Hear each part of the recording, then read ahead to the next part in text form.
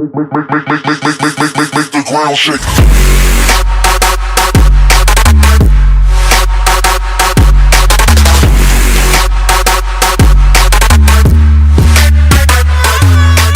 Here's a quick little video on how to remove the door handle on a Porsche 991.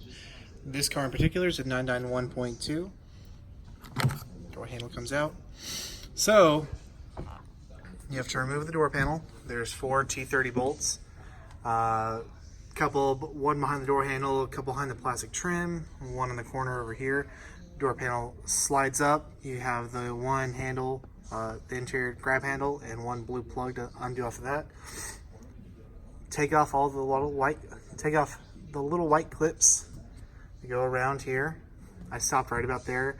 There's one 10mm nut holding that on, and with that off, you can pull out on the door panel.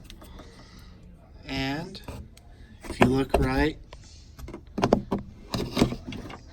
there, and behind there, there's a T30 bolt. It has a silver head on it. Looks just like that. You take that one off, and the one that's behind the door lock the door latch mechanism, you take those off, and then there's a little finger that holds it on there. You can just grab it by your fingernail and slide it out.